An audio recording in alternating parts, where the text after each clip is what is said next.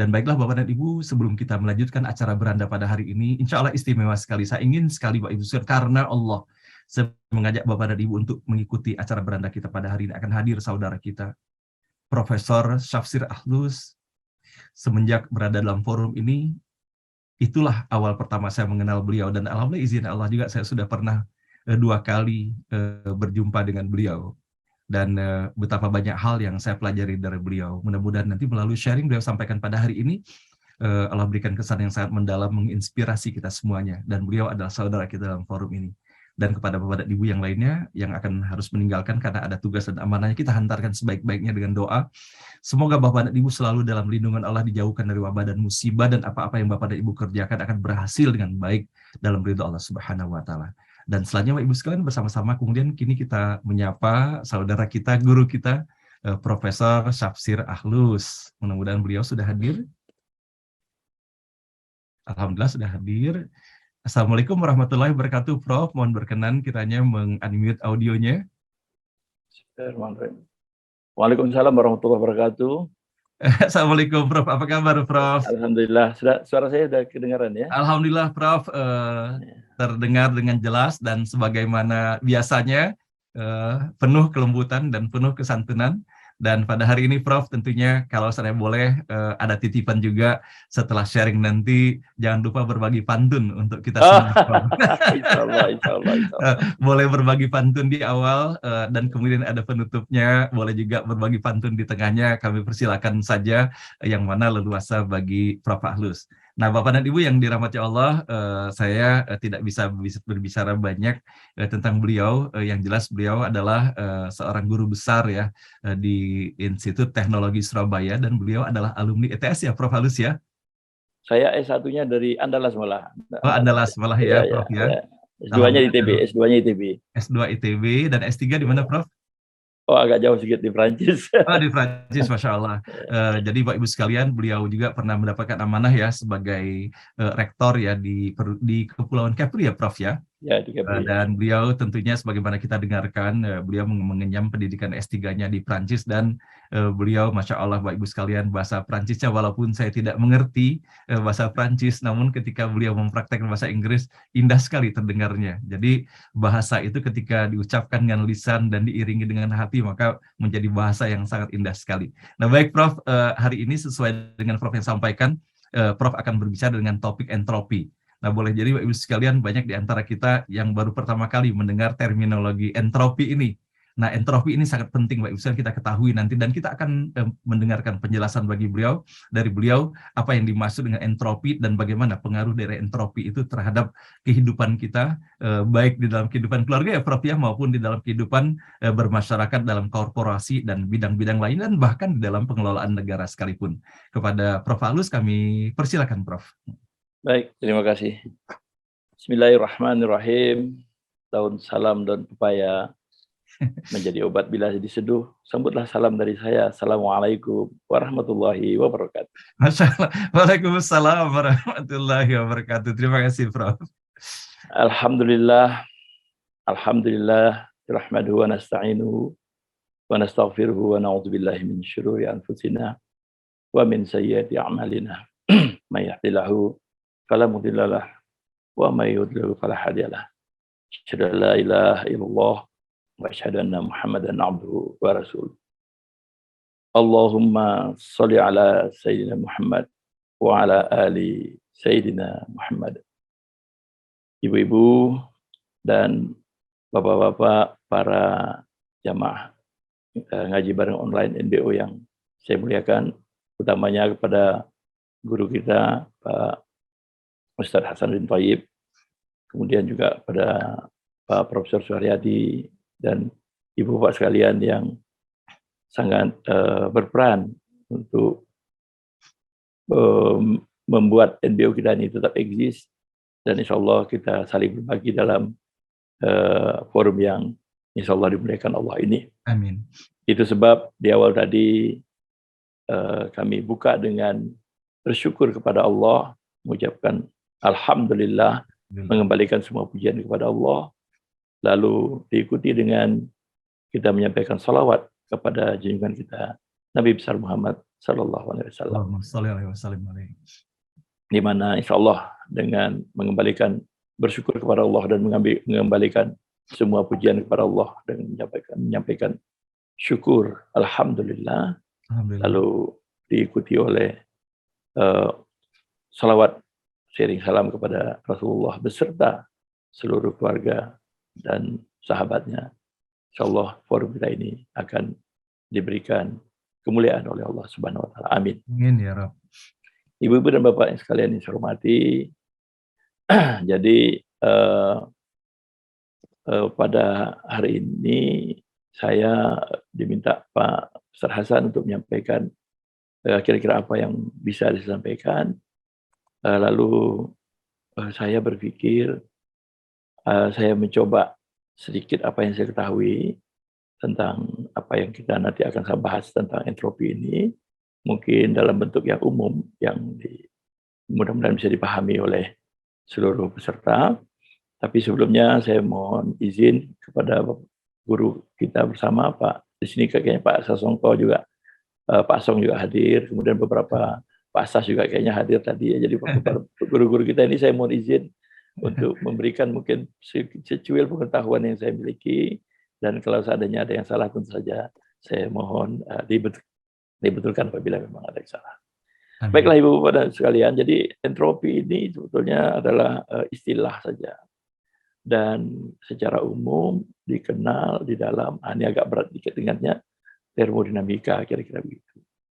Tapi sebetulnya kalau kita kaji lebih dalam lagi, dari mana ini munculnya dan mengapa ini muncul, maka kita tak akan pernah lepas dari apa yang kita kenal sebagai revolusi ilmu pengetahuan atau sains yang katakanlah dimotori oleh para ilmuwan-ilmuwan kita pada masa yang kita sebut sebagai masa kejayaan Islam. Ya, jadi Ar-Rayyan misalnya, bagaimana dia meletakkan dasar-dasar sebetulnya tentang keteraturan ini, yang akhirnya muncul menjadi hukum ketetapan massa dan segala macamnya, yang akhirnya menurunkan banyak sekali ilmu-ilmu. Salah satunya adalah ilmu tentang apa yang kita kenal dengan nama termodinamika, lalu dalam salah satu termodinamika itu kita kenal dengan entropi. Entropi ini secara sederhana itu dapat juga kita sebut sebagai derajat atau ukuran ketidakteraturan. Nah, ini yang menarik ya. Jadi derajat atau ukuran dari sebuah ketidakteraturan. Pertanyaannya adalah ketidakteraturan dari apa? Kan begitu ya. Makanya di dalam termodinamika, saya mohon izin, Pak ya, kalau bisa share screen. Silakan, Prof. Silakan, tapi, Prof. Karena saya ini juga dosen ya, jadi di share screen saya mungkin saya pakai whiteboard lah gitu ya. Ceritanya seperti papan tulis lah gitu ya ceritanya nih. Nah, sudah terlihat Pak ya? Layarnya sudah muncul tapi udah ya, isinya belum ya. Oke, siap. Oke, ya. Prof, udah bisa Prof. Ini papan tulis kan ya, silakan ya, Prof. Seperti papan tulis ya. Jadi gini Bapak Ibu sekalian, jadi dalam termodinamika itu sering digambarkan sebagai suatu bundaran saja gitu ya. Ya, Prof. Lalu di sini ada yang namanya sistem, gitu ya, kira-kira gitu ya. Lalu di luar ini ada lingkungan, gitu kan. Maaf tulisan saya mungkin agak bagus, tapi jeleknya banyak gitu ya. Tapi kira-kira begitu. Nah, jadi sistem itu adalah sesuatu yang dibatasi, ya, sesuatu yang dibatasi yang dengan lingkungannya. Nah, contoh sederhana kita ambil misalnya ya, sistem ini yang paling sederhana itu adalah kita punya satu gelas air, misalnya gitu ya. Kita punya satu gelas air putih, lalu yang di dalam ini adalah sistemnya, ya. Di luar ini adalah lingkungannya, kira-kira gitu. Lalu pertanyaannya adalah apa yang ada di dalam sebuah sistem? Secara gampang kita bisa katakan bahwa yang ada di dalam sistem itu hanya ada dua. Yang pertama itu ada yang namanya materi atau bendanya, ya. dan yang kedua ada energinya, kan gitu. Energinya. Dua saja, ya. Nah, sekarang saya akan membahas atau bercerita sedikit tentang materi. Jadi kalau kayak air dalam gelas ini, materinya adalah air. Nah, air itu tentu saja dia punya beberapa nilai atau punya beberapa ukuran. Tadi misalnya berapa volumenya, ya, lalu apa strukturnya dan segala macamnya. Salah satu dari ukuran materi ini, ya, ukuran materi ini adalah bagaimana apa yang disebut dengan nama orientasinya, kira-kira gitu ya. Orient.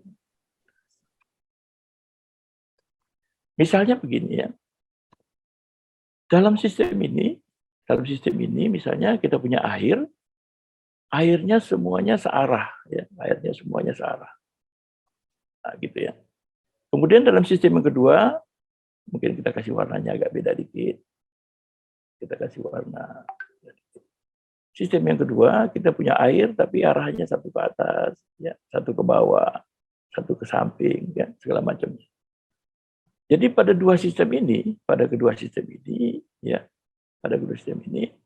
misalnya airnya sama-sama satu gelas, atau kita sebutlah 50 mili ya, sama-sama satu gelas, sama-sama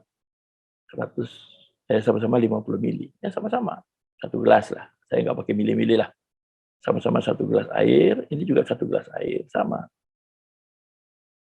Ya. Bedanya adalah molekul-molekul air pada gelas yang sebelah gelas pertama ini, dia sama-sama searah. Tapi yang satu gelas lagi, molekulnya arahnya ada yang ke utara, ke selatan, ke barat, ke timur, ya.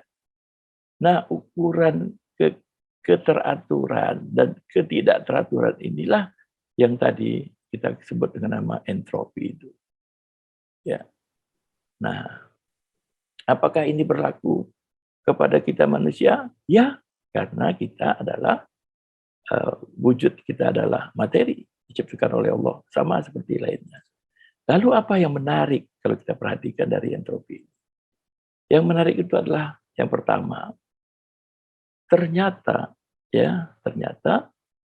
kalau dibiarkan dalam keadaan artinya tidak ada upaya apapun yang kita lakukan, ternyata apa? Ternyata kita itu punya kecenderungan untuk tidak teratur.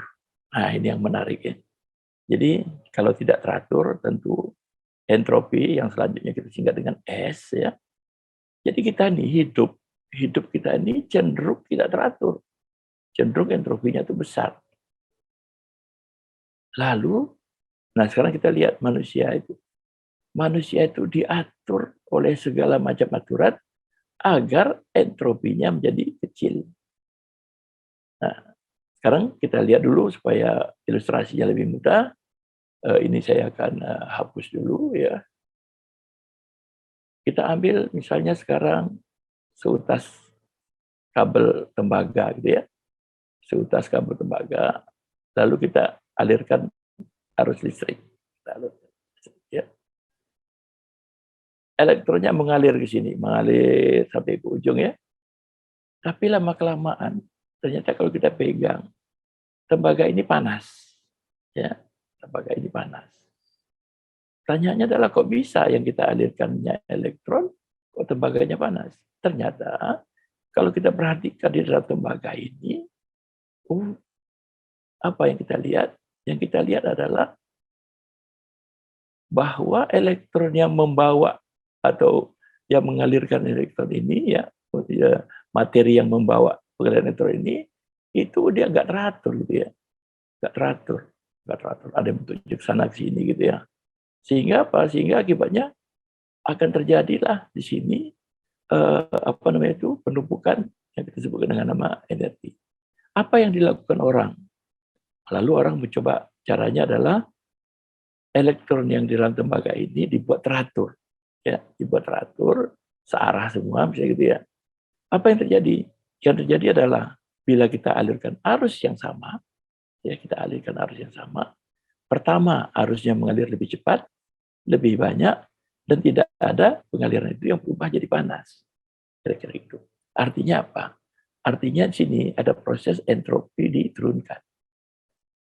Setelah kita menurunkan entropi, setelah sistem menjadi teratur, maka apapun proses yang kita lakukan itu akan lebih mudah, ya, lebih efektif.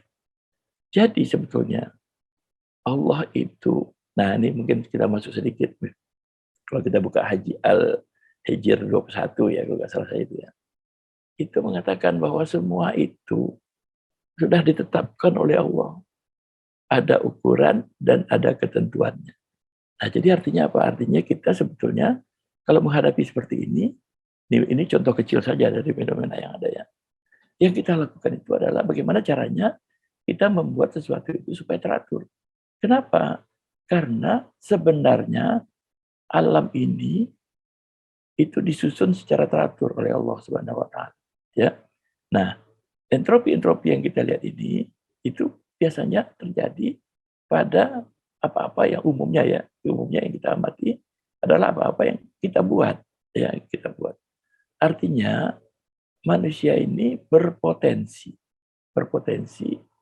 itu merubah tatanan yang sudah dibuat oleh Allah Subhanahu wa taala. Lalu pertanyaannya adalah, kalau kita merubah, apakah itu salah? Jawabnya tidak. Karena apa? Kalau kita yang berubah, kita kan sudah ditunjuk oleh Allah sebagai khalifah. Artinya apa? Artinya setiap kita kali mengubah susunan alam atau mengubah sesuatu dari alam ini, maka perubahan itu haruslah diikuti oleh apa yang kita sebut dengan nama kebijaksanaan atau wise. Makanya manusia itu bisa merubah apa saja yang dia bisa rubah, tapi tergantung siapa yang merubahnya. Apabila seharusnya dirubah oleh orang-orang yang beriman, yang paham dengan baik bahwa perubahan yang dilakukannya itu haruslah memberikan manfaat, maka insya Allah perubahan-perubahan yang kita lakukan itu adalah perubahan-perubahan yang semuanya kita dapat entropi, tapi kita berusaha untuk bisa menurunkan entropi tersebut. Artinya apa? Artinya bahwa ilmu yang Allah berikan kepada kita itu semuanya adalah untuk bagaimana caranya kita mengatur sesuatu yang bentuknya acak, ya, bentuknya acak atau entropi tinggi tadi menjadi sesuatu yang lebih teratur. Apakah itu bisa kita lakukan dalam kehidupan kita? Jawabnya bisa. Mari kita mulai dari hal yang paling sederhana. Misalnya ya, mari kita mulai dari paling sederhana. Kita punya sebuah kelas. Kita punya sebuah kelas, ya. Ya, sebuah kelas. Di dalam kelas ini ada murid, ada banyak murid ya. Ada banyak murid. Maaf, kenapa gak jalan? Ini internetnya kayaknya nih. Bukan saya punya. Internetnya yang masalah ya. Katakanlah gitu ada banyak murid ya. Sekarang ibu bapak sekalian, coba ibu bapak bayangkan ibu bapak sekarang sebagai guru atau apalah namanya ya, sebagai guru berdiri di kelas di sini, kemudian memberikan pelajaran kepada murid. Bagaimana rasanya kalau kita memberikan pelajaran kepada murid, di mana saat kita memberikan pelajaran, murid ini bergerak kemana-mana, ya nggak teratur gitu ya. Maka tentu saja akan sulit sekali. Nah ini yang disebut tadi dengan nama bahwa entropinya tinggi. Lalu kita bilang mohon semua murid untuk bisa berada pada tempatnya dan duduk secara teratur dengan baik. Nah pada saat itu dibuat, maka apa yang terjadi? Pertama kita memberikan pelajaran atau mentransfer energi atau pelajaran itu kita sebut sebagai energi, itu akan lebih mudah. Kemudian yang menerima juga menjadi lebih mudah. Nah, jadi inilah upaya kita. Untuk bisa terjadinya upaya ini, ada dua hal. Pertama, tentu saja ada yang memerintahkan. Tanyanya adalah siapa yang memerintahkan ini? Kalau seandainya yang memerintahkan ini hanya tukang sapu, anak-anak pasti nggak mau. Tapi kalau yang memerintahkan ini adalah seorang guru, maka anak-anak ini mau. Kemudian yang kedua adalah siapa yang diperintahkan. Yang diperintahkan ini adalah murid. Apakah semua murid ini sama? Jawabnya tidak. Nah, pada saat murid ini menempati posisinya masing-masing, maka setiap murid berpotensi untuk kembali ke keadaan tak teraturnya. Lalu bagaimana caranya? caranya adalah itu kita kembali kepada Al-Hijr 21 tadi. Kita berikan ukuran yang tepat untuk masing-masingnya. Ini namanya cara mengendalikan entropi. Karena setiap penyusun dari sebuah sistem itu punya karakter yang khas.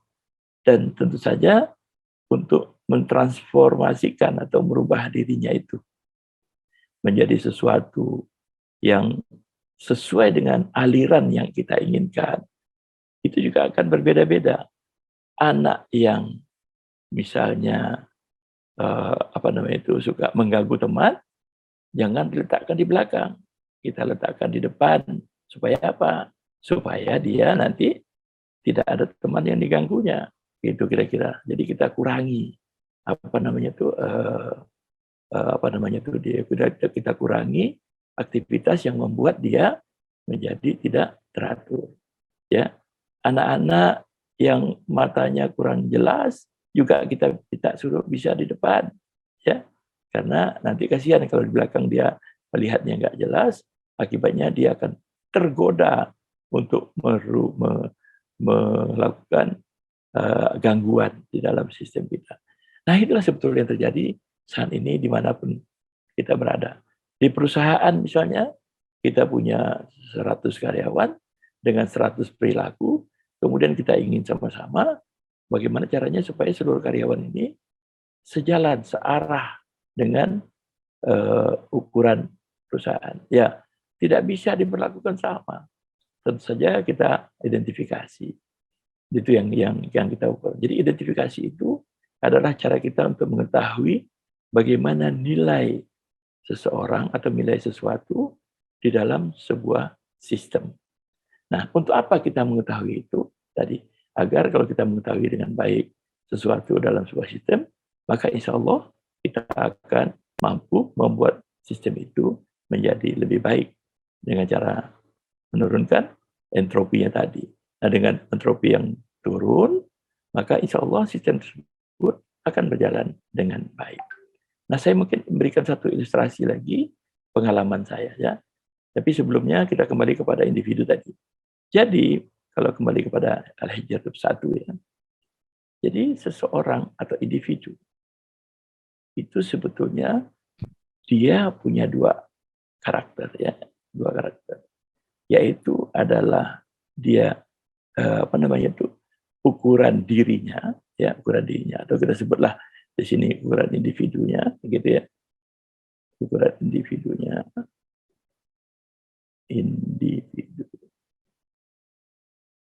Aduh, saya pakai teks saja.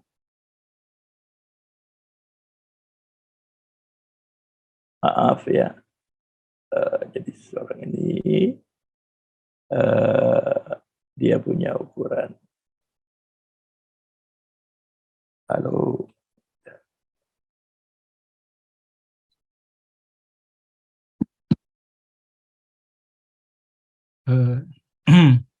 Slide-nya hilang ya, Prof ya? Sepertinya Prof Ahlus terpental, Bapak dan Ibu, dari forum. Iya, Pak Hasan. Ya.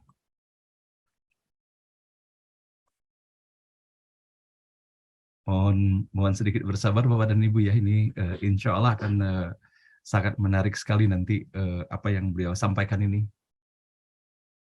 Pak Hasan, ini hadir Rektor Unpad, Prof. Dr. Insinyur Didiknoto Sujono ini. Masya Allah. Assalamualaikum ahli energi ini, Pak. Masya Allah. Prof. Didik di unmute. Assalamualaikum Prof. Didik. Assalamualaikum warahmatullahi wabarakatuh. Waalaikumsalam, Masya Allah. Terima kasih Prof sudah hadir di forum ini, Prof. Ya, alhamdulillah. Salam silaturahim dari kami semuanya ya, Prof ya. Amin, amin. Ya rabbal alamin. Ya, jadi kita mendengarkan sharing dari Prof Ahlus, nanti pada saatnya semoga Prof Didik juga berkenan nanti Prof ya berbagi ya dengan kita semua di sini. Dia ahlinya energi juga nih Pak. Ya, Masya Allah, Masya Allah. Terima kasih Ya, Bu Ani. Monggo. Assalamualaikum. Ya. Waalaikumsalam warahmatullahi wabarakatuh. Baik, Bu sekalian, kita masih menunggu Prof. Ahlus untuk hadir dalam forum ini. Namun kita manfaatin juga setelah tadi kita mendengarkan ya salam sapa dari Prof. Didi. Kalau Prof. Didi di Unpak sebagai apa di sana, Prof? Sudah rektor, Pak. Oh, rektor, Masya Allah. Ya. Mohon nanti Prof, nanti kita atur waktunya ya. Sudah berapa kali Prof hadir di dalam forum ini, Prof? Prof, di-unmute dulu, Prof. Ya. Silakan di-unmute, Prof. Prof, belum. Oh ya udah. Ya, Ya, sudah Prof. berapa kali sih, Pak. Jadi, Ya, Masya Allah, Prof.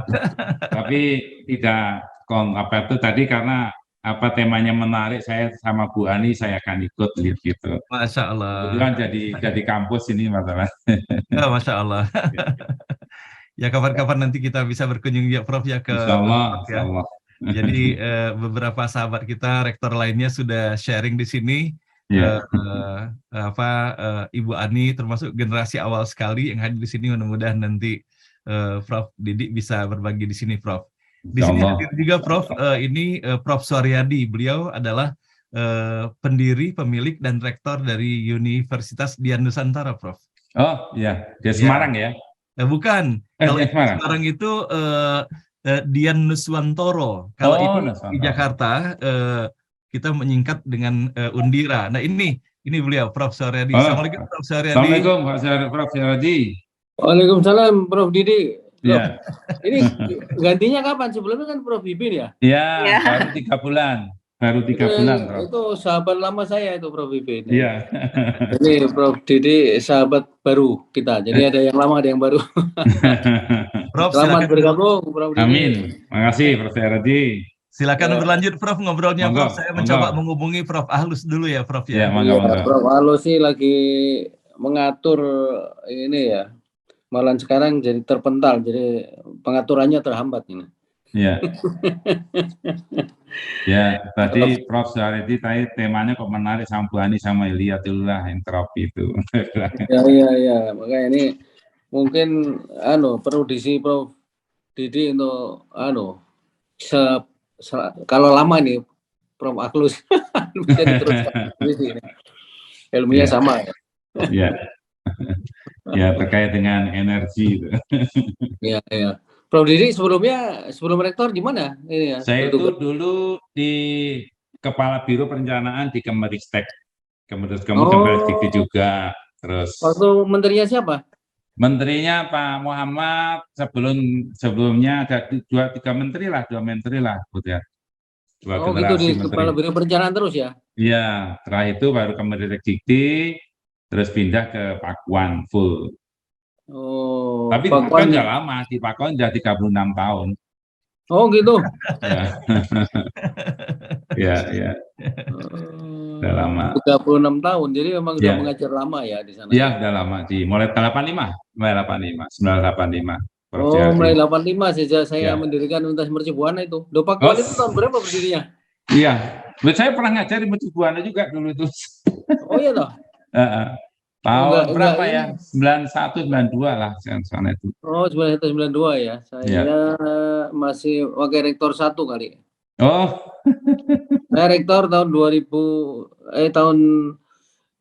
97 sampai 2010. Oh, lama juga. Lumayan. Iya. Oh, jadi udah lama ya. Iya, udah lama. Lo tahun berapa ya universitas? Apanya, Prof? Berdirinya Pakuan, Pak. Pakuan. Tahun berapa? Pakuan itu 80 lah.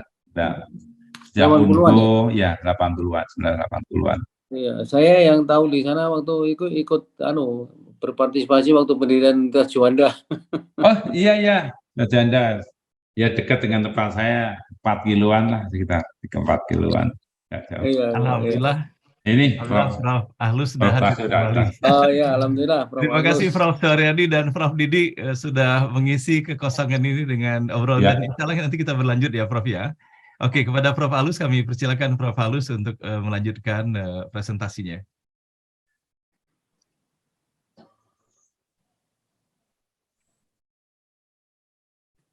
Suaranya Cek ini Oke. apa namanya? Sorry, ini saya pakai HP bisa Pak ya? Sudah.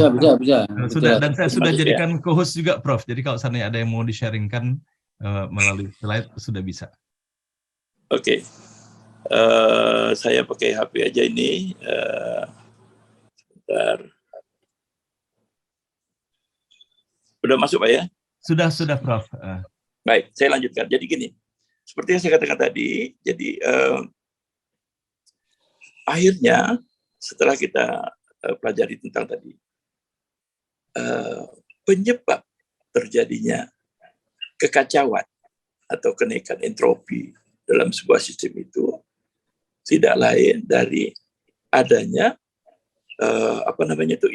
individu atau materi-materi yang penyusun sistem tersebut yang pertama orientasinya tidak sama, dan yang kedua mungkin besarnya juga tidak sama. Jadi dengan kata lain bahwa kalau kita mampu mengidentifikasi perilaku dari tiap-tiap materi atau individu penyusun sebuah sistem, maka insya Allah kita dapat melakukan apa yang disebut dengan nama transformasi dari setiap materi tadi disebut. Nah, dengan seperti yang saya contohkan pada sebuah kelas tadi. Jadi kalau ada anak yang suka ganggu, ya kita letakkan di depan atau satu tempat di mana dia tidak berinteraksi dengan temannya, kira-kira gitu. Jadi ada teknik dan ada caranya. Nah, berbekal kepada ini, saya dalam beberapa pekerjaan saya menggunakan apa yang saya sebut sebagai dua indeks ya terhadap penilaian terhadap sesuatu masalah. Yang pertama itu adalah namanya indeks preferensi atau indeks yang kita berikan kepada atau nilai yang kita berikan kepada objek yang kita teliti atau kita amati tadi. Dan yang kedua adalah indeks relevansi. Indeks relevansi ini adalah bagaimana keterhubungannya dengan sistem maupun dengan individu lainnya, kira-kira begitu. Dan ini saya terapkan di banyak hal dalam pekerjaan saya. Salah satu yang mungkin menarik ya, mungkin saya pengalaman saja. Sewaktu saya menjadi Wakil Sekretaris Jenderal dari Majelis Rektor Perguruan Tinggi Negeri se-Indonesia, MRPTNI namanya ya.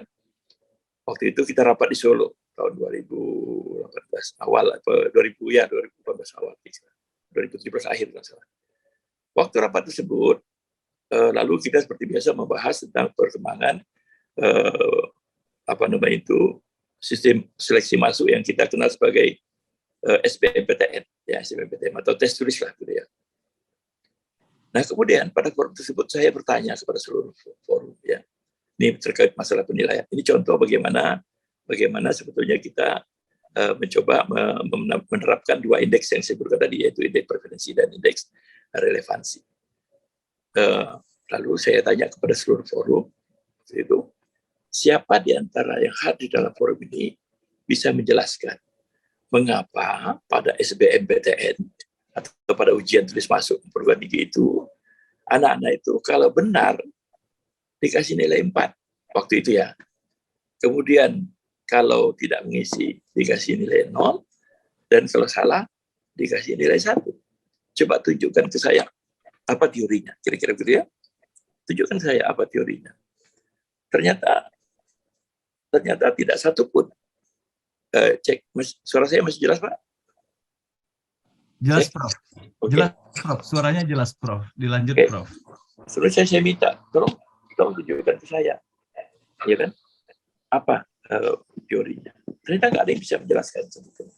Karena memang pada waktu itu kan sudah lama sekali, zaman saya masih jadi pengurus di ITS aja sudah begitu itu nilainya. Lalu saya bilang, ini mungkin sudah belasan, bahkan mungkin ya belasan tahun, mungkin sudah puluhan tahun kita gunakan ini. Tapi kita sendiri nggak tahu ini penyebab apa dasarnya. Lalu saya usul menggunakan yang saya katakan tadi, pendekatan dua indeks itu. Pertama, saya bilang, kita sewaktu membuat soal ujian, itu sudah diwanti-wanti untuk membuat soal dengan kriteria ada soal sedang, ada soal mudah, dan ada soal mudah, ada soal sedang, dan ada soal sulit. Tetapi kita tidak fair sewaktu anak menjawab, baik dia menjawab mudah, sedang maupun sulit, dihargai dengan nilai yang sama. kan jadi nggak fair namanya ya. Seharusnya kan yang menjawab sulit lebih tinggi dong daripada yang menjawab soal mudah, kan gitu kira-kira. Sehingga saya mengusulkan bahwa setiap butir soal berikutnya, itu tahun 2018 awal, artinya diterapkan di 2018, karena itu kita evaluasi di akhir 2017-2018. Saya bilang, seharusnya setiap butir soal itu kita harus kasih indeks preferensi. Nah, artinya apa? Artinya soal ini yang nilai yang sulit itu nilainya harus lebih tinggi daripada yang soal yang mudah. Akibatnya apa? Akibatnya jika ada 2 mahasiswa, calon mahasiswa menjawab 10 soal benar semua, maka nilainya nggak sama. Karena apa? Karena 10 soal yang dijawabnya itu memiliki indeks preferensi yang berbeda-beda. Kan begitu. Nah, itu tadi adalah yang namanya indeks preferensi. Lalu yang kedua adalah indeks relevansi. Indeks relevansi itu maksudnya begini. Seorang yang mau masuk jurusan elektro misalnya, ya, jurusan Prof. Evi ini ya, itu bisa jadi masuk lulus. Padahal soal matematika yang dijawabnya di seleksi itu 0. Nggak ada yang betul. Kenapa? Karena kita menilai dari semua soal yang dijawab. Saya bilang ini juga tidak fair. Kenapa?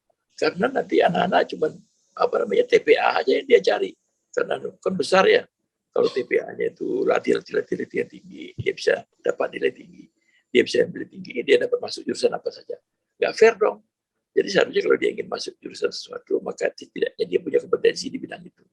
Dengan catatan soal yang dia berkenaan dengan bidang itu, ya jangan rendah dong, kira-kira gitu.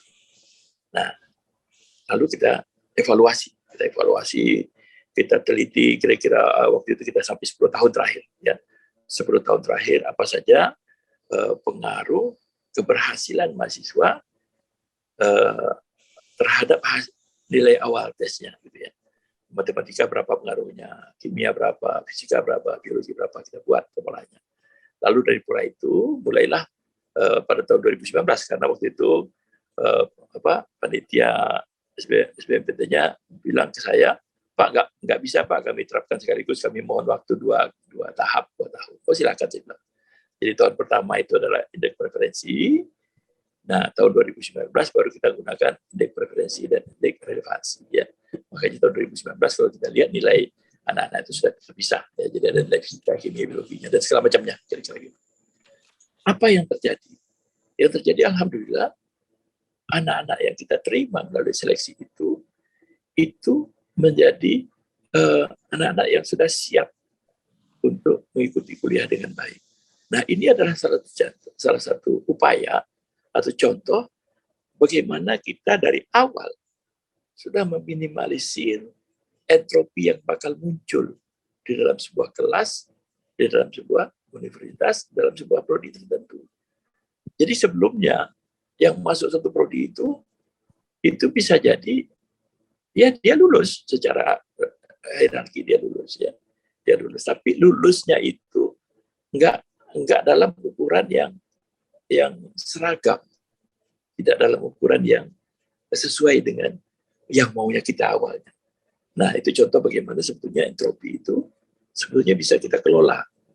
Caranya apa? Dari awal sebelum sistem itu berjalan, kita sudah atur dulu inputnya kita, intake-nya kita itu agar berada dalam sistem yang memang kita inginkan. Nah, itu dalam bidang apa saja, Nah, kemudian setelah tadi kita meminimalkan entropi dari peserta didik kita, maka sekarang delivery kita akan jauh lebih mudah. Itu kira-kira contoh kalau seandainya dalam kelas. Lalu bagaimana dalam kehidupan kita sehari? Sangat mungkin seperti dikatakan tadi, saya ulang lagi mungkin ya apa yang pernah saya sampaikan. Jadi saya dengan kalimat begini.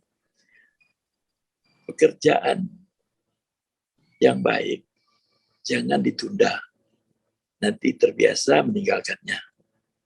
Pekerjaan yang buruk jangan dimulai. Nanti terbiasa mengerjakannya. Nah, 2 kalimat ini atau 2 ya katakanlah ungkapan ini itu sebetulnya adalah ungkapan yang tadi dikatakan manusia ini juga benda dan punya kecenderungan untuk memiliki entropi atau entropinya naik atau mengambil tempat di entropi yang tinggi. Kapan entropi itu tinggi? Entropi tinggi itu adalah di saat kekacauan besar. Kapan kekacauan itu muncul?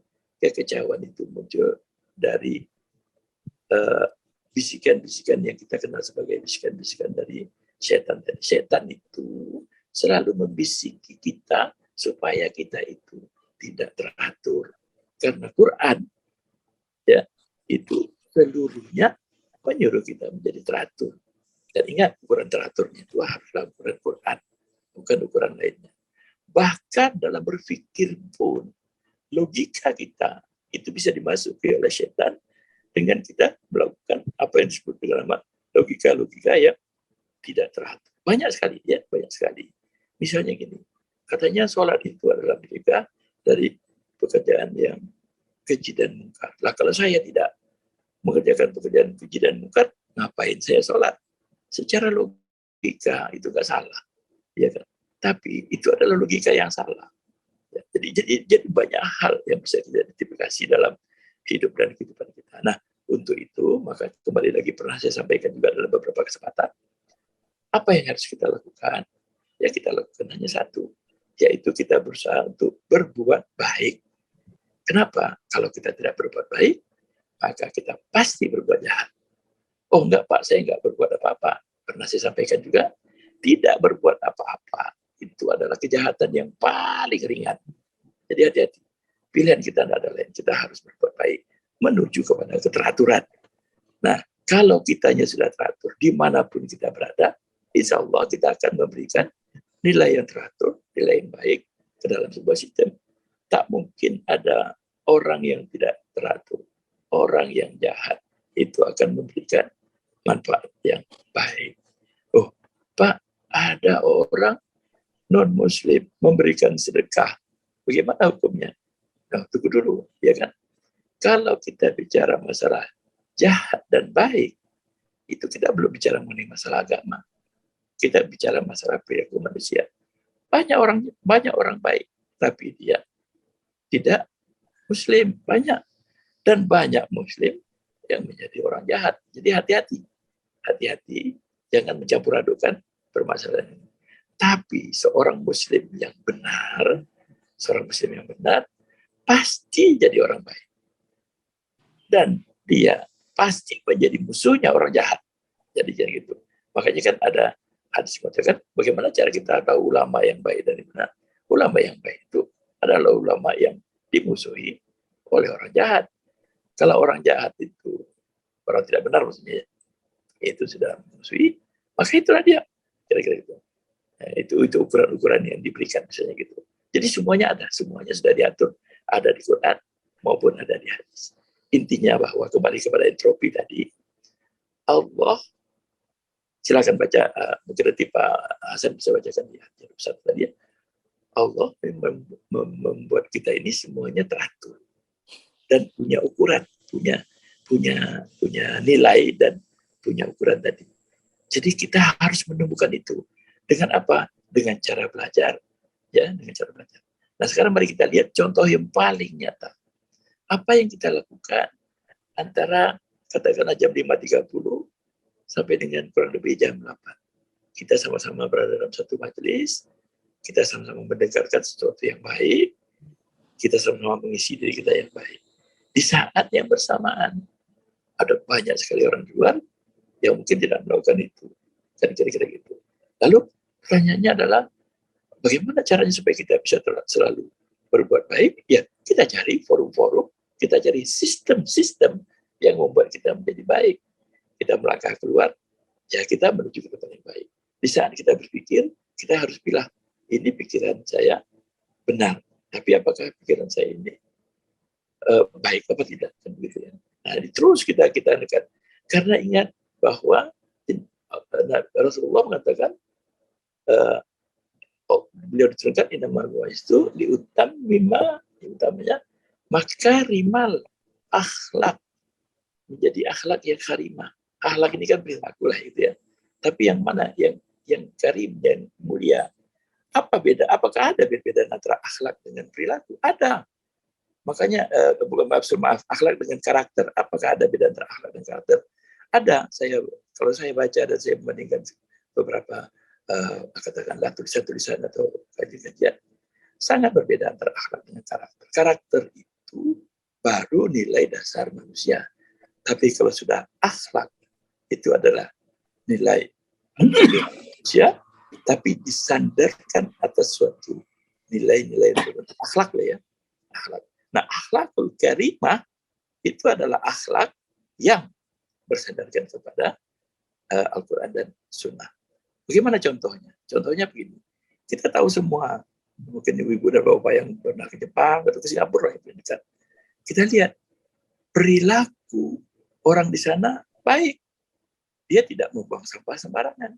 Itu adalah sebuah perilaku yang baik, karakter yang baik. Tapi apakah itu merupakan akhlak? Jawabnya tidak. Kenapa? Mereka itu membuang sampah pada tempatnya, ya, karena dia takut terhadap apa?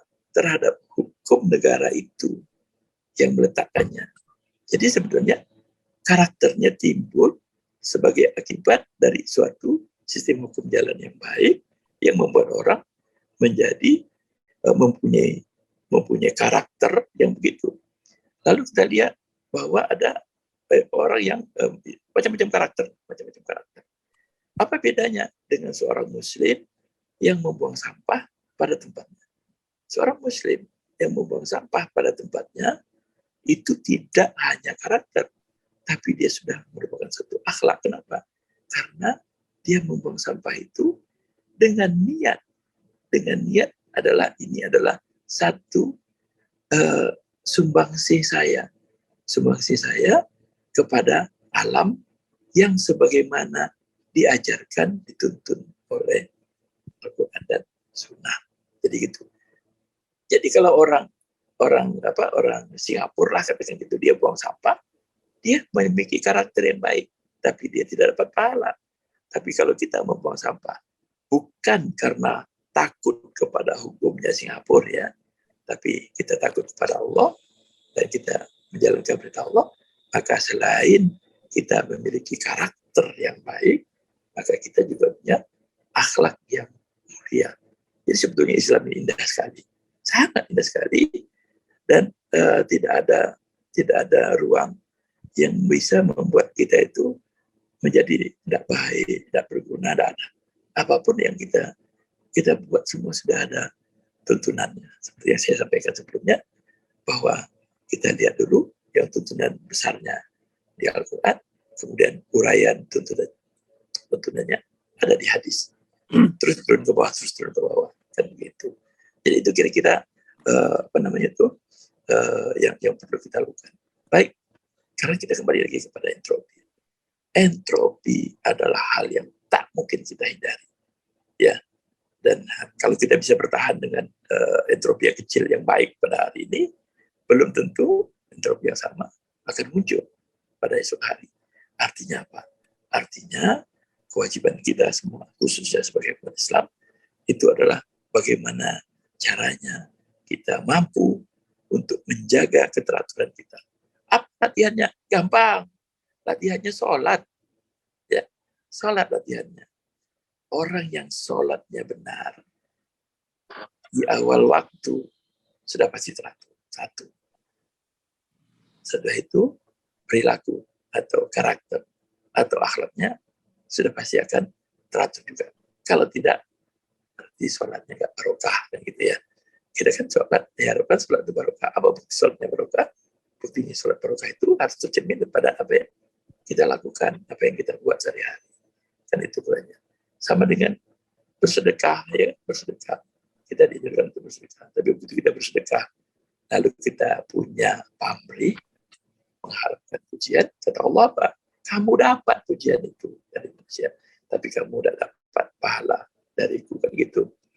Jadi bersedekah itu jangan sekali-kali ada sedikit pun niat kita untuk mendapatkan pujian, karena alhamdulillah rabbil alamin, Semua pujian itu hanya milik Allah. Kita tidak boleh dan jangan pernah berharap untuk mendapatkan pujian apapun.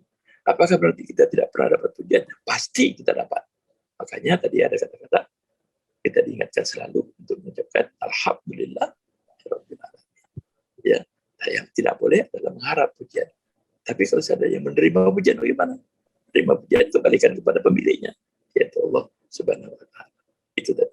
Lalu kita berbuat baik, kita punya ilmu, kita ajarkan kepada anak-anak dengan niat agar anak-anak ini dapat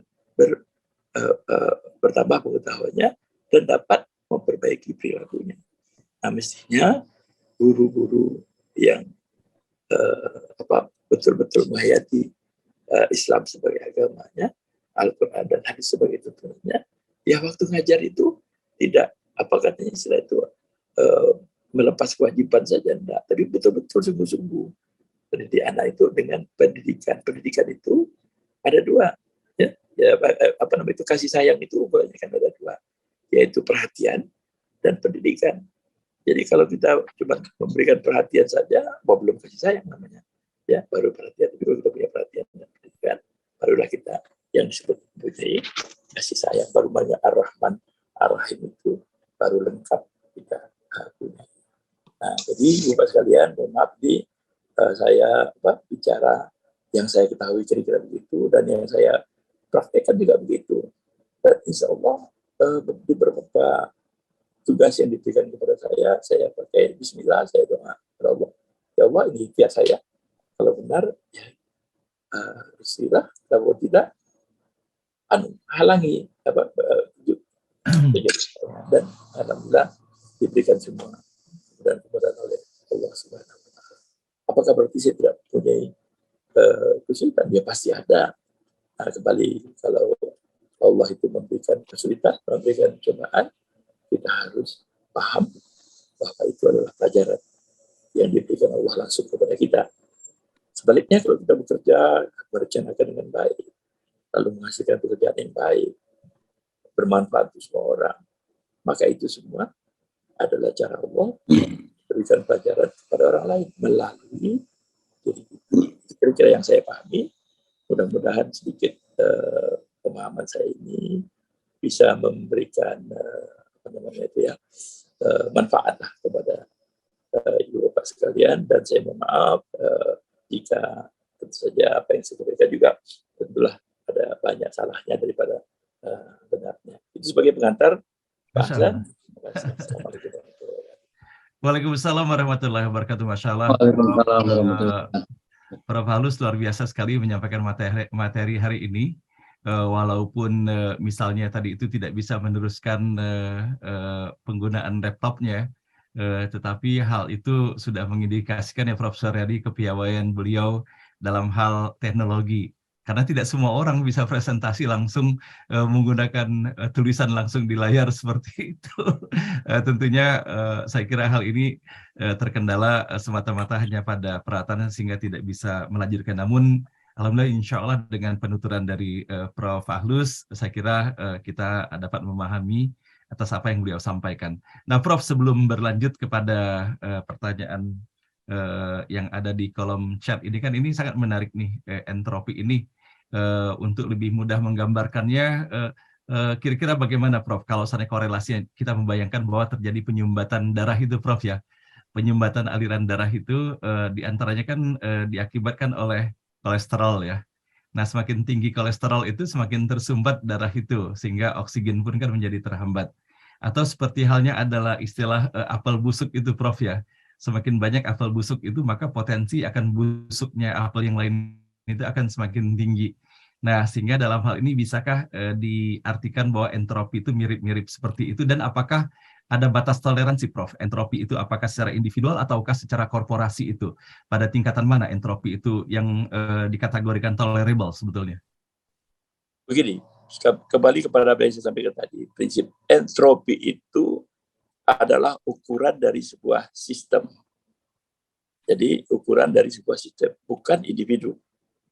Tetapi ukuran tersebut muncul akibat adanya individu-individu di dalam sebuah sistem. Nah, misalnya kita lihat tadi, saya ngambil yang terakhir dari korporasi misalnya ya. Jadi sebuah perusahaan atau sebuah korporasi itu bisa jadi dia akan memiliki entropi yang tinggi.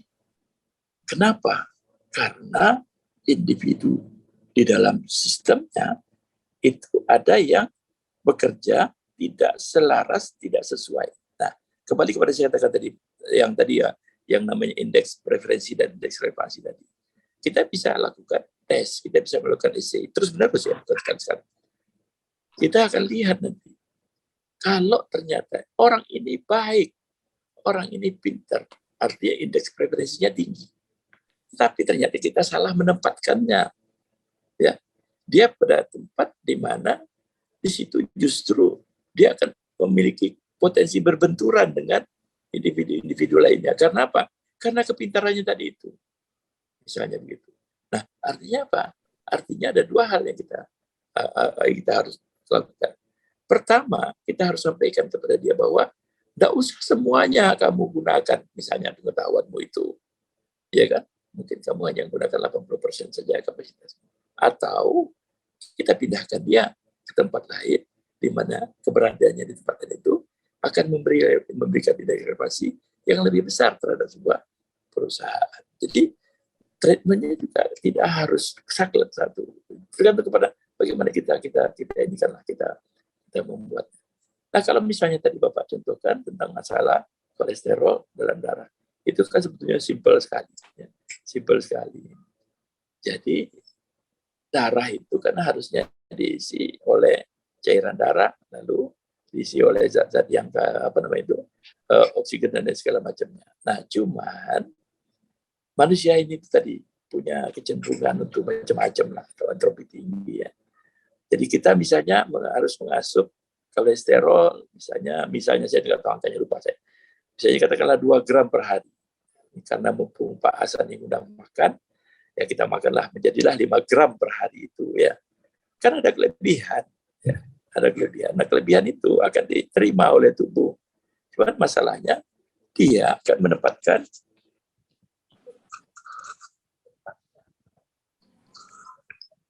Suaranya hilang, Prof.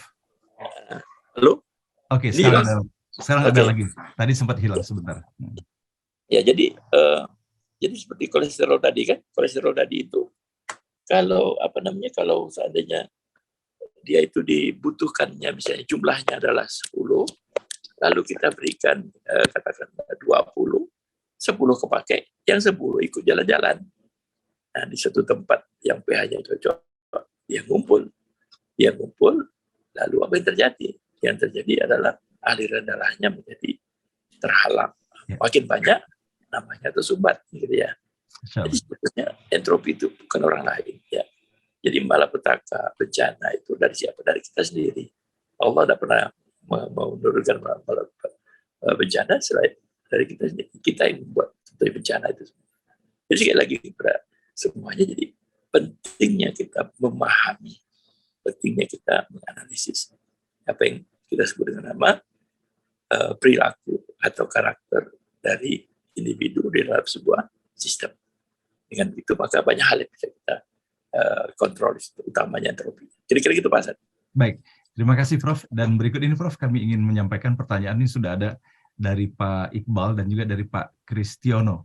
Nah, Pak Iqbal ini beliau menyampaikan bagaimana bila dalam satu situasi sistem, misalnya di dalam akademik, terdapat seorang mahasiswa yang sudah bekerja dan ketika sarjana muda, dan ternyata saat ujian sarjana nilai prestasinya lebih baik dari mereka yang tidak bekerja, meskipun dia adalah yang rajin sekali di dalam membaca bukunya. Nah, apakah dalam hal ini yang bekerja telah mendapati entropi yang paling ideal, sehingga dibandingkan dengan apa yang didapati pada mahasiswa yang hanya membaca buku, tidak melengkapi dengan pengalaman-pengalaman itu, Prof? Ini yang ditanyakan oleh beliau. Kalau seandainya yang seperti itu, ini ada dua hal ya, yang tidak boleh kita campurkan. Jadi pada saat si pekerja tadi dengan teman-temannya, maka sistemnya itu adalah kelas. Jadi kalau kita mengatakan entropi, maka kita akan melihat entropi kelas. Tetapi kalau seandainya dirinya sendiri kita lihat sebagai sistem, maka mungkin jadi kita bisa katakan bahwa dia mampu mengelola dirinya, mengelola sistem pembelajarannya dengan lebih baik daripada orang lainnya. Atau jangan-jangan memang dia punya kapabilitas, punya indeks preferensi yang lebih besar dari awal. Jadi masalah dia bekerja atau tidak bekerja itu kan masalah status. Jadi nggak ada hubungan tentunya. Nah untuk itu tentu saja kita harus mengetahui satu persatu apa sebetulnya parameter-parameter yang akan kita gunakan. Jadi ada anak ya biasa-biasa saja, tapi kok nilainya bisa tinggi. Belajarnya secukupnya, tapi kenapa bisa nilainya tinggi? Ya. Itu juga macam-macam penyebabnya. Penyebab positif bahwa memang dia punya kapabilitas yang baik, ya, indeks preferensinya baik, ya, sehingga dengan sedikit energi, kemudian dia juga punya sistem entropi dalam dirinya juga baik, sehingga dengan sedikit energi saja itu sudah menghasilkan output yang sangat luar biasa. Itu jawaban positifnya. Kalau jawaban negatifnya, mungkin dia punya teknologi yang pada saat ujian dia bisa gunakan sedemikian rupa sehingga dia bisa menjawab dengan baik. Nah, ini sisi negatifnya. Karena nggak semuanya teknologi itu memberikan nilai positif terhadap perilaku anak.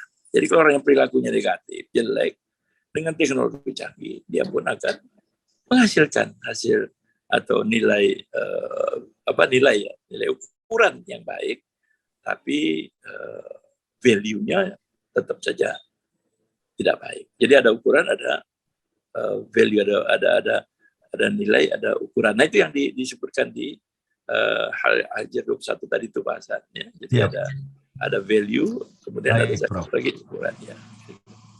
Baik, Prof. Berikut ini, Prof, dari Pak Kristiono Sulistianto, beliau menyampaikan bahwa dalam ketertarikan terhadap materi yang disajikan ini, beliau menyampaikan mungkin untuk membuat keteraturan suatu materi akan relatif lebih mudah ketimbang pada manusia yang tentunya jauh lebih kompleks, khususnya dengan adanya perbedaan pemikiran ataupun nilai. Bagaimana pendapat Prof tentang adanya perselisihan antara satu muslim dengan muslim lainnya, bahkan satu ulama dengan ulama lainnya yang notabene sudah dalam satu keteraturan, yaitu sebagai muslim yang memiliki pedoman yang sama, yaitu Al-Quran dan hadis? Dalam satu sistem, sekali lagi saya sampaikan bahwa setiap individu yang ada dalam sistem tersebut mempunyai tata nilai sendiri-sendiri. Itu prinsip. Dalam Islam pun begitu, ya, tata nilai sendiri-sendiri. Jadi di saat tata nilai itu berbenturan, maka yang kita perhatikan adalah bukan orangnya, tapi adalah tata nilainya, kan gitu ya, tata nilainya. Kita lihat dulu, apakah tata nilai tersebut, atau kalau bahasa hadisnya itu memiliki sanad yang sama, ke atasnya sama, ya. Jangan-jangan ke atasnya beda, ya, ke atasnya beda. Nah, kita bicara di hilir, hulunya beda. Kalau ini kan repot ya, jadi makanya kita harus cari hulunya dulu. Oh, kitabnya sama, Pak. Kitabnya sama. Nah, kemudian tapi penafsirannya beda, berarti kita baca di kitab tafsirnya. Ya. Dengan kata lain bahwa kita cari dulu ke hulunya nih, ketemunya di mana hulunya. Kalau di hulunya ternyata tidak ketemu, percuma kita bicara di hilirnya, itu contoh ya. Lalu dalam Islam kan sudah Allah ingatkan ya, bahwa orang kaum muslim atau Islam ini nanti memang seperti sekarang ini. Cuman kita dibekali semua yang ada dalam Quran dan hadis untuk menilai. Kalau mau menilai orang yang munafik bagaimana? Silahkan baca semua ayat. Bagaimana tuh para munafikun tuh ciri khasnya, ya kan? Para munafik itu bagaimana? Apabila dipercayai, dia mengkhianati. Apabila dia bicara, dia lebih banyak berbohong. Kalau dia berjanji, dia ingkari. Apakah dia muslim? Ya. Sembahyang? Ya. Jadi ulama? Ya. Kenapa tidak? Dia jadi ulama karena keilmuannya mungkin. Dia muslim karena dia mengangkat syahadat. Ya. Tapi tadi, makanya saya bilang, karakter dengan akhlak itu adalah dua hal yang akan sangat berbeda. Ya. Jadi orang yang akhlakul karimah betul-betul bersandarkan hanya kepada Al-Quran dan Sunnah. Jadi orang yang berakhlakul karimah misalnya nih ya, itu dapat dipastikan tidak akan memiliki logika yang salah. Ya, logika yang salah. Misalnya, wah ini Quran tidak benar ini. Sudah nggak update. Sebetulnya bukan Qurannya yang tidak benar. Tapi logika berpikirnya yang kemasukan bisikan-bisikan yang tidak dapat dipertanggungjawabkan yang membuat dia berpikir menjadi katakanlah tidak sesuai dengan keadaan. Nah, beda halnya. Kita tahu itu salah. Kita tidak melakukan itu. Kita melihat orang melakukan itu. Lalu kita diam. Nah, kalau begini, maka itu kita sudah termasuk seperti tadi, itu yang orang yang paling lemah imannya. Jadi sebenarnya kita mendiamkan sesuatu yang mungkar, itu juga salah. Makanya kan tidak hanya amar ma'ruf, kita juga suruh mengatakan nahi mungkar. Jika kita menemukan kemungkaran, sebut berantas. Tadi kan macam-macam, ada dengan bicara, dengan tangan, dengan kekuatan dan segala macamnya gitu ya. Tapi tak boleh diam. Sekali lagi, ada kalanya diam itu baik kalau kita tidak tahu apa sekali. Apabila kita tidak mengerti apa-apa, kita lebih baik diam. Itu perintah Nabi. Tapi kalau kita mengetahui sesuatu, lalu kita tahu itu salah, lalu kita diam. Nah, di sini salah kita. Jadi jangan dikira diam itu selalu baik. Ya. Itu kira-kira. Begitu mungkin sedikit jawaban dari saya. Terima kasih Prof. Ahlus. Dan berikut ini dari Ibu Yusnida Rahman, beliau menyampaikan bagaimana dengan kelanjutan penelitian tentang sistem penilaian SBMPTN yang sekarang TBK. Apakah menurut Prof. Ahlus sistem yang diterapkan di tes masuk perguruan tinggi negeri sekarang sudah fair? Dan sejauh mana pengaruh sistem penilaian tes masuk terhadap indeks entropinya kelas-kelas di perguruan tinggi? Positif. Jadi sudah kita analisis. Jadi memang akhirnya yang masuk dalam kelas setelah menjadi kelas dalam satu prodi itu setidaknya dari tahun sebelum itu dilaksanakan itu sudah menunjukkan suatu ukuran yang cukup signifikan. Itu yang jelas ya. Jadi istilahnya yang masuk kedokteran itu sudah memiliki pengetahuan biologi yang baik ya. Yang masuk elektro sudah memiliki pengetahuan fisika yang relatif baik ya. Jadi di samping dia punya kapabilitas kapabilitas intelektualnya baik, yang terus ada tambahannya, yaitu dia mempunyai kapabilitas intelektual yang relevan. Jadi kalau sebelum ini, itu mungkin yang salah satu penyebab kenapa anak-anak kadang-kadang dia misalnya masuk elektro, tapi cuma sebentar. Kenapa? Memang dia waktu lulus TPA-nya tinggi ya, tapi matematika dan fisikanya memang nggak bisa gitu. Jadi akhirnya makin lama dia akan memiliki kesulitan. Nah, yang bahaya, anak-anak ini tergoda untuk melakukan hal-hal yang tidak baik. Itu tadi saya katakan, ujiannya tidak dilaksanakan secara jujur. Ya. Nah, kalau kayak gini kan, kadang-kadang memang kita harus menyentuh bukan pada pelajaran, tapi pada sikapnya. Kira-kira gitu, Bu. Masya Allah, baik. Terima kasih Prof. Ahlus, menarik sekali nih, tanpa terasa hari telah menunjukkan jam 7.55. Dan rasanya tidak cukup sekali ini berbicara mengenai entropi, Prof ya. Boleh jadi satu hari nanti Prof lengkap dengan slide-slide-nya, kita bisa bagaimana aplikasi entropi ini pada perusahaan atau lembaga gitu Prof ya. Saya kira ini akan menjadi sangat menarik, dan bagaimana pula pengaruh daripada entropi ini ya terhadap proses transformasi yang ada pada sebuah lembaga, kaitannya dengan masalah leadership. Boleh jadi akan semakin menarik itu Prof untuk disampaikan. Tadi Prof menyampaikan sudah mengenai bagaimana pengaruh daripada nilai ataupun karakter, dan bagaimana pula pengaruh daripada sistem itu sendiri. Nah, tapi kepada pengaruh daripada pimpinan dalam kaitannya dengan mengatasi tingginya nilai entropi ini, sepertinya harus ada sesi khusus nih Prof. Ahlus, karena pasti akan sangat menarik, apalagi di dalam grup kita ini, NBO ini banyak sekali pimpinan dan CEO korporasi ya. Boleh jadi kita bisa menanyakan bagaimana cara dan kiat mereka mengatasi entropi yang ada pada lembaga masing-masing. Namun tentunya Prof menuju ke sana, saya anggap saja hari ini baru icip-icip nih Prof. Kalau boleh nih paling tidak kan pada paling lambat 1 bulan ke depan gitu Prof, sudah harus hadir dengan sesi keduanya Prof mengenai entropi, karena ini saya yakin akan sangat menarik sekali, apalagi kalau saatnya kita sajikan pula nanti bagaimana kasus-kasus prakteknya peran pengaruh entropi ini pada perusahaan ataupun lembaga. Nah, untuk itu kita mengundang berikut ini ada 2 orang saya tertarik setelah untuk menyampaikan hari ini. Di sini ada Prof Sasongko, ada Prof Suharyadi, ada Prof Gunawan Sumodiningrat. Wah, orang hebat semua itu, orang hebat semua itu. Wah, terkait semua ini dengan masalah yang topik yang Prof Ahlus pilih hari ini. Namun sebelum itu, boleh jadi Bapak dan Ibu ya, mungkin kita berikan kesempatan, tapi singkat sekali bila berkenan. Kepada Prof Sasongko, kami persilakan Prof. Tolong di-unmute audionya. Oke, silakan Prof menyampaikan komentar singkat Prof mengenai entropi ini Prof. Tolong di-unmute. Oke, silakan Prof. Oke, Assalamualaikum warahmatullahi wabarakatuh. Terima kasih Pak Hasan, Prof Agus, Bapak semuanya.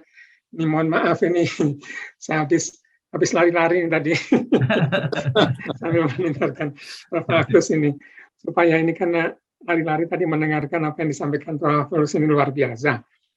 Memang apa yang disampaikan tentang entropi dan kaitannya dengan tadi Islam dan seterusnya ini memang sesuatu. Belajar entropi saja sulit, apalagi mengaitkan ini. Prof Agus ini memang jagonya nih mengaitkan di situ. Jadi ini sesuatu yang memang apa namanya bagi yang awam membedakan antara entalpi, entropi, energi bebas, Gibbs dan sebagainya. Maaf ini agak dalam. Tapi kalau kita lihat memang apa namanya pemahaman ini bagi mahasiswa pun itu sulit. Apalagi ini kita berada di dalam apa namanya komunitas NBO yang sangat beragam. Jadi tampaknya memang tugas kedua katanya tadi Pak Hasan ya, Pak Hasan, Prof Suharyadi ini Prof Agus akan share lagi yang kedua kalinya tentang entropi. Karena memang tidak mudah bicarakan entropi, tapi bagi Bapak sekalian rasanya apa yang disampaikan oleh Prof Agus tadi sesuatu yang bermanfaat, bagaimana mengaitkan satu dengan yang lain. Tapi yang saya pelajari yang pasti adalah bahwa kalau kita bicara entropi, maka entropi itu selalu positif. Jadi selalu naik, mana kenaikan ini ditengarai dengan semakin, maaf katakan, ketidakteraturan sistem, ketidakteraturan dunia ini juga. Jadi apakah nanti ada keseimbangan antara bumi kita ini dengan planet-planet yang lain atau bagaimana, tetapi ini kita berada dalam satu sistem yang kita sendiri juga sulit untuk melihat bagaimana sebetulnya sistem yang kita apa namanya kita berada ini, karena ini kan dulu dari kalau saya tidak salah Clausius ya Prof Agus yang pertama kali bicara mengenai entropi setiap tahun yang lalu. Jadi ini apalagi tadi Pak Hasan menantang kalau dikaitkan dengan apa namanya kehidupan sehari-hari, ke-manajemen dan sebagainya, kita lihat sajalah proses-proses yang terjadi saat ini semakin bertambah entropinya, semakin tidak teratur. Kita lihat saja dalam kehidupan sehari-hari. Ini kita lihat, ini contoh yang paling sederhana adalah kalau kita ketemu apa namanya persilangan kereta dengan jalan 2 arah, tetapi lalu lintas kita parkir di semua tempat. Jadi pas palang pintunya terbuka, kacau balau. Ya. Yang juga terjadi adalah sekarang ini banyak sekali, maaf ini pengendara-pengendara motor yang melawan arah karena tidak ingin memutar jauh mungkin ya. Ini contoh-contoh sederhana. Mahasiswa tidak ingin susah-susah, kalau bisa nyontek, apalagi dalam suasana kemarin semuanya online. Ikut kuliah tapi ternyata tidak kuliah. Hanya muncul saja terus dia tidur, pokoknya Zoom-nya connect. Ini tadi juga saya contoh yang tidak baik. Sebetulnya saya harus mengikuti semua, tapi tadi mengikutinya sambil static cycle Pak, sama tapi di depan ini. Jadi tadi waktu Pak Hasan sudah minta saya unmute, waduh, saya masih pakai masih di atas sepeda statis saya, jadi mohon maaf tadi saya tidak bisa merespon. Itu saja. Terima kasih, sangat menarik sekali. Jadi tampaknya memang perlu pendalaman. Jadi yang kedua, ketiga, dan seterusnya. Terima kasih. Baik. Prof. Terima kasih. Pak Hasan, Prof. Suharyadi, dan kita sekalian. Terima kasih. Assalamualaikum warahmatullahi wabarakatuh. Waalaikumsalam warahmatullahi wabarakatuh. Terima kasih Prof. Song. Mungkin kalau seandainya pakai static cycle ya, sembari mengikuti NWO bukan entropi tapi menjadi booster, boleh jadi Prof. Halus ya. Iya. Malu saya jadinya. Baik, terima kasih Prof. Song. Dan saya rasanya ingin sekali ya, kita sekaligus silaturahim nih Prof, kita bukan hanya berbicara soal ilmiah saja. Sebagai tanda hormat saya ingin sekali kepada guru saya di Prof. Gunawan Sumodiningrat, kami persilakan Prof mungkin komentar, walaupun singkat nggak apa-apa Prof, gitu kan. Kami persilakan Prof. Gun. Tolong di-unmute audionya. Oke, silakan. Terima kasih Pak Hasan. Wah, saya menjelaskan sejak pagi tadi, bagus sekali ini kuliahnya dari Prof. Agus. Memang kita harus mengetahui identifikasi faktor-faktor apa yang masuk di dalam diri kita. Memang kalau digabungkan antara teori dan praktek ini harus ketemu ya. Banyak yang kita harapkan tidak terjadi, yang terjadi bukan kita harapkan. Iya. Tapi kalau tadi mendengarkan teorinya, jadi orang hidup itu ternyata ada teorinya ya. Tidak hanya secara rasional, logis saja. Logis kemudian diulang-ulang menjadi sebuah teori, dan teori itu dijadikan kenyataan. Dan selalu penjelasannya Prof. Agus bagus sekali ya. Selalu ada positif, ada negatif, ada yang netral. Jadi tergantung diri kita sendiri. Yang menentukan kan kita. Kalau kita tidak bisa mengidentifikasi mana variabel-variabel, mana faktor-faktor yang masuk ke kita, bisa kacau balau gitu. Antara yang praktek, teori dengan kenyataan itu kita bisa kacau. Masya Allah. Jadi sangat memberikan bekal akademis ini Prof. Saya menjadi belajar betul. Ternyata semua itu tergantung diri kita sendiri.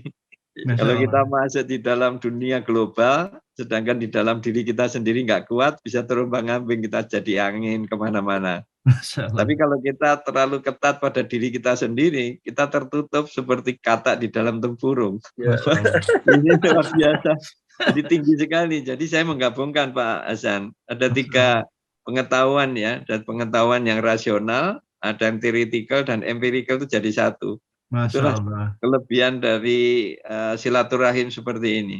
Kita tidak bisa melihat diri kita sendiri yang paling sempurna, tapi juga kita tidak bisa berangan-angan. Saya ingin yang setinggi langit, nggak akan bisa dicapai. Jadi sinergi gabungan antara yang kita harapkan dan yang betul-betul terjadi itu harus betul-betul diasah. Saya senang sekali Prof. Agus yang menata di sini. Karena saya selalu menggunakan rasional saya ini. Kalau rasional terlalu tinggi, hatinya kurang, nggak nyampe. Tapi terlalu banyak hati, itu selalu tersinggung. Loh kok begitu ya? Luar biasa. Saya mengikuti tadi dengan penilaian ujian masuk kelas tadi loh. Kita tidak membedakan nilai bagi nilai-nilai pertanyaan yang sulit. Tapi harganya kok sama, kan nggak fair itu. Tapi yang tahu fairnya itu siapa? Tidak mudah. Kecuali yaitu saya selalu menggunakan prinsip-prinsip kita harus mempunyai kesepakatan yang sama dulu sebelum kita menilai.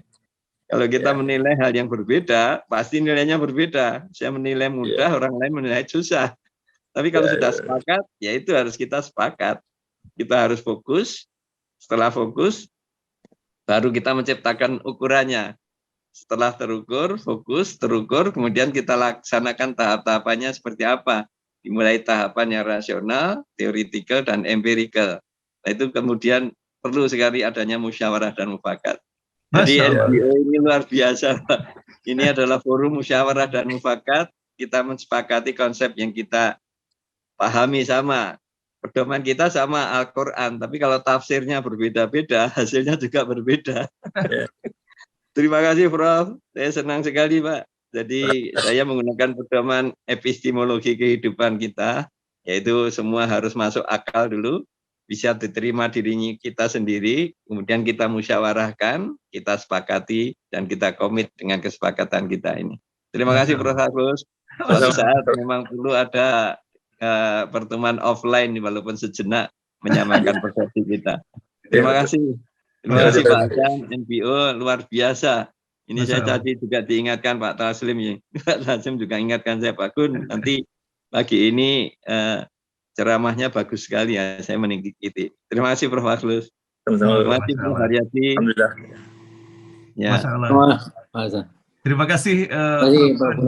Masya Allah Pak Ibu sekalian, luar biasa sekali, dan Masya Allah ya, luluh rasanya hati ini mendengarkan uraian dari para guru-guru kita ini. Betapa ketinggian keilmuannya secara formal, namun dibarengi dengan kerendahan, ketawaduan hati yang luar biasa, benar-benar meleleh hati. Baiklah, kita melengkapi dengan mendengarkan komentar terakhir dari guru kita juga kepada Prof. Saradi, kami persilakan. Terima kasih Pak Hasanuddin, Prof. Agus yang luar biasa, ditambah komentar Pak Sasongko dan Mas Gunawan, luar biasa pagi hari ini. Bapak Ibu sekalian yang masih bertahan hadir, karena lebih dari jam 8, 238 orang. Assalamualaikum warahmatullahi wabarakatuh. Ini waktunya sudah sangat mepet ini Pak Hasan ya. Dan komentar dari Pak Song dan Mas Gunawan tadi betul-betul melengkapi apa yang diberikan Pak Agus ya. Pak Agus ini kan sejak kita kenal itu kan orangnya betul-betul menyenangkan ya.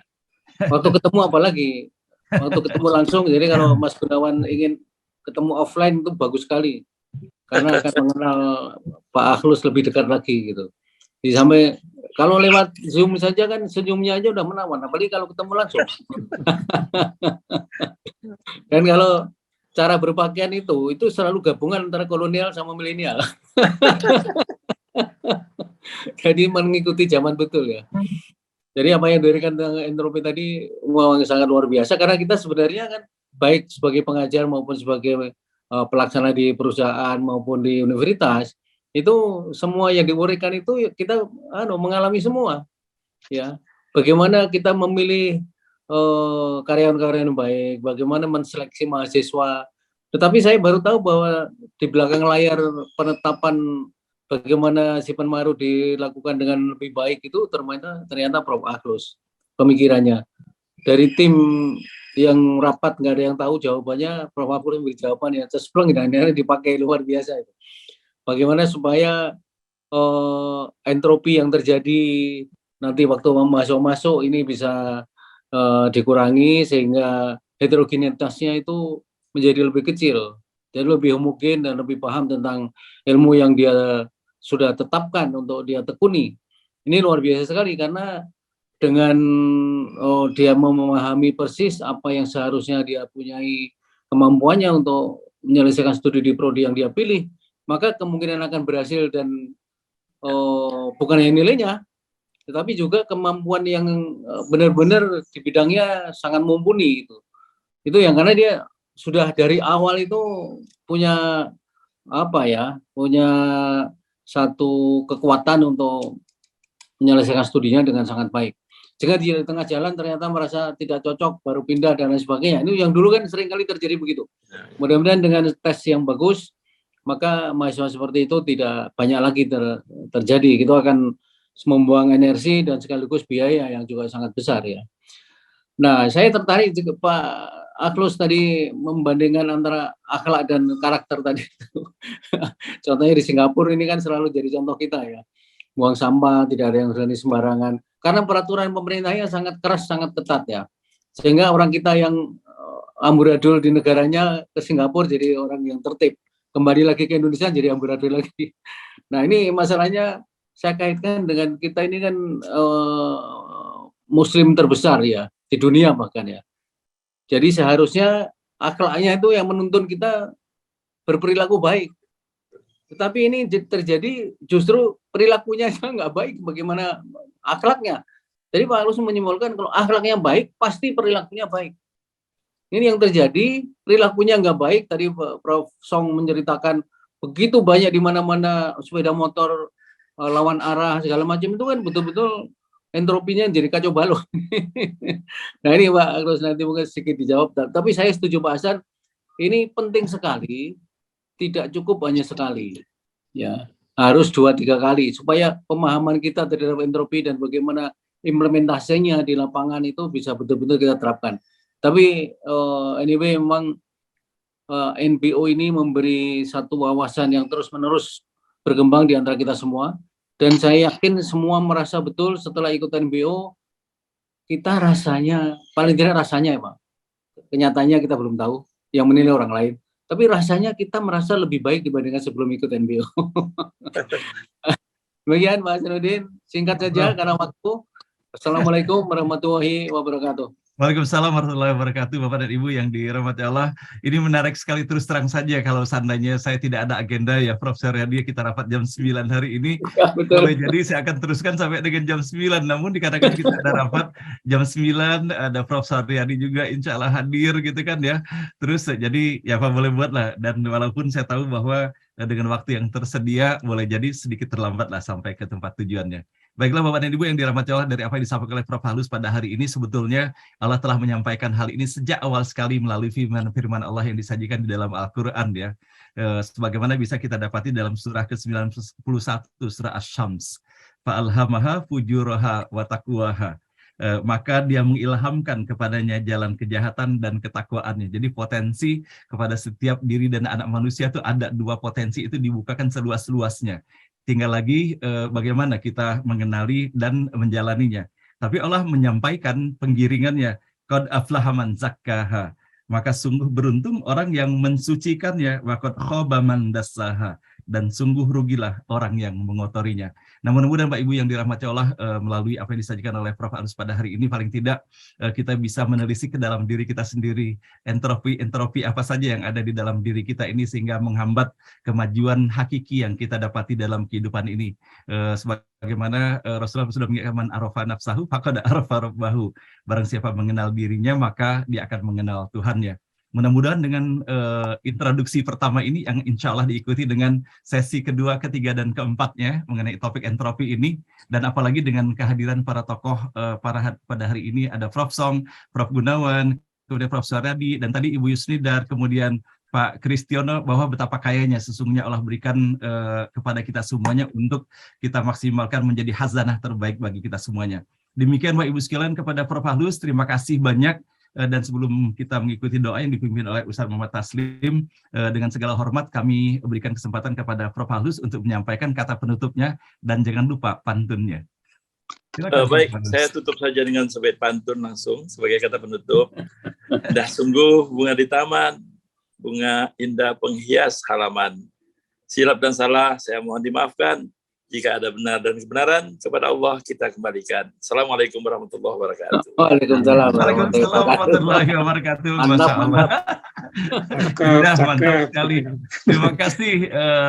Terima kasih Prof. Halus atas penutup sekaligus diiringi dengan pantun yang membuat ceria kita semuanya. Dan selanjutnya Bapak Ibu sekalian, kita akan meminta pula kepada Ustadz Muhammad Taslim untuk hadir dan mengunmute-kan audionya untuk doa pada hari ini. Silakan Ustadz. Assalamualaikum warahmatullahi wabarakatuh. Waalaikumsalam warahmatullahi wabarakatuh. Komandan kita semuanya. Saya udah di mobil, saya nggak berani terlambat jam 9. Ada Komandan, terima kasih Prof. Halus. Nah, ada istilahnya batik tulis dari kain katun yang sangat indah dan lebih halus. Terima kasih dan matur nuwun dari Prof. Halus. Ini puisi dipaksakan nih. Suryadi, ada kawan, Prof. Sang, semuanya. Alhamdulillah, kita doa bersama, mudah-mudahan kedepannya lebih baik dan lebih baik. Amin, insyaAllah. Amin. Bismillahirrahmanirrahim. Hamdan hamidin, hamdan na'imin, hamdan syakirin, hamdan yuafiuka fil mazidah. Ya Rabbana lakal hamd kama yanbaghi lil karim 'azimi sultani. Amin. Allahumma salli ala sayyidina Muhammad wa ala alihi wa sahbihi wa tabi'in bi ihsan ila yaumiddin. Amin. Ya Allah, ya Rahman, ya Rahim, ya Hadi, ya Rasyid. Hanya Engkau ya Allah yang memberikan penuh kasih sayang kepada kami, dan Engkau limpahkan hidayah-Mu kepada kami. Engkau tuntun kami menuju jalan yang Engkau ridha ya Allah. Israh bihi sudurana. Bukakan hati kami, pikiran kami, langkah kami. Wa nawwir bihi qulubana. Engkau ya Allah yang mampu menyinari, memberikan cahaya hidayah. Engkau berikan cahaya ilmu. Engkau berikan cahaya dalam kehidupan. Allahumma yassir umurana. Engkau mudahkan segala urusan kami ya Rabb kami. Amin. Ya Allah, Engkau berikan kemudahan-kemudahan dalam kehidupan. Kemudahan untuk beribadah. Kemudahan untuk beramal soleh. Kemudahan untuk bersedekah.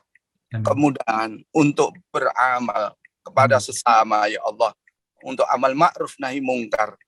Rabbana tuzigh qulubana ba'da idh hadaitana wa hab lana min ladunka rahmah innaka antal wahhab.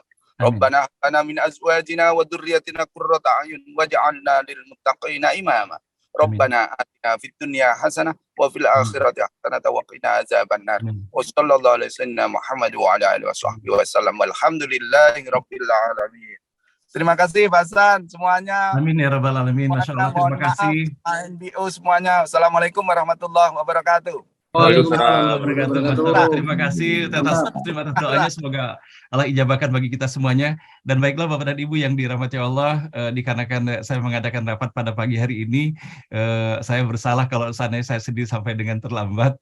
Jadi mohon izin kita tutup pertemuan hari ini. Semoga Allah merahmati, memberkahi dan meridhoi kita semuanya. Wabillahi taufiq wal hidayah. Wassalamualaikum warahmatullahi wabarakatuh.